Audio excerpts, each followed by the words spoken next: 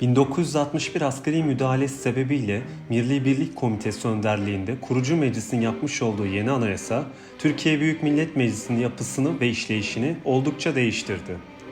Anayasa mahkemelerinin kurulması, meclis tarafından önerilen yasaların anayasaya uygunluğunun bağımsız ve yetkili merciler tarafından denetlenmesinin yolunu açtı. Anayasanın 114. maddesinde idarenin hiçbir eylem ve işlemi yargı mercilerinin denetimi dışında bırakılamaz denilerek yargı bağımsızlığı güvence altına alındı ve Türkiye Cumhuriyeti'nde güçler ayrılığı ilkesi anayasal düzeyde sağlandı. 1961 Anayasası gelişen demokratik ve özgürlükçü yapı sebebiyle 1924 Teşkilat-ı Esasiye Kanunu'na göre temel hak ve özgürlüklere daha geniş bir yer vermiştir. 1960-1980 arasında Türkiye Büyük Millet Meclisi genel oy ile seçilen 450 kişi ile sınırlandırıldı ve seçimler 4 yılda bir yapıldı. Milletvekilleri 30 yaşının üstünde olmak zorundaydı. Bu dönemde Türkiye Büyük Millet Meclisi'nin yapısı üzerindeki en büyük değişim, Türkiye Büyük Millet Meclisi'nde yürütmenin geniş olan hareket alanını kısıtlamak, yasama ve denetim çalışmalarının kalitesini yükseltmek, Millet Meclisi'nin oluşturduğu yasa önerilerine uygunluk bakımından denetlemek ve demokratik düzeni koruyacak denge ve fren mekanizması oluşturmak adına bir üst meclis olarak Cumhuriyet Senatosu'nun kurulması oldu.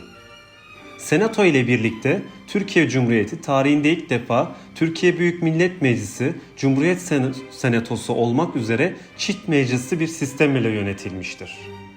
Osmanlı Devleti döneminde 1876 Kanuni Esasisi de iki meclis sistemini kurmuştu.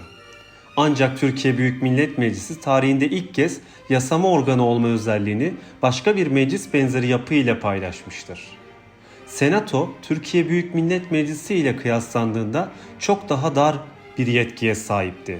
Kendi başına alabileceği aksiyonlar, soru, genel görüşme ve senato araştırması ile sınırlıydı. Daha etkili bir denetim yolu olan gen soru bile sunamıyor oluşu, bu yapının denetleyici etkinliğini sınırlıyordu. 1961-1980 arası dönem hem dünya hem de Türk siyaseti açısından oldukça çalkantılı bir dönem oldu. Soğuk Savaş'ın iyice şiddetlenmesi bütün dünyada olduğu gibi Türkiye'de de sağ-sol çatışmalarının ciddi bir şekilde patlak vermesine neden oldu ve mecliste bulunan her parti de kendi inandıkları sağ veya sol ideolojileri tavizsiz bir şekilde savundular. Bu meclisin karar alma yeteneğini ciddi anlamda örseledi.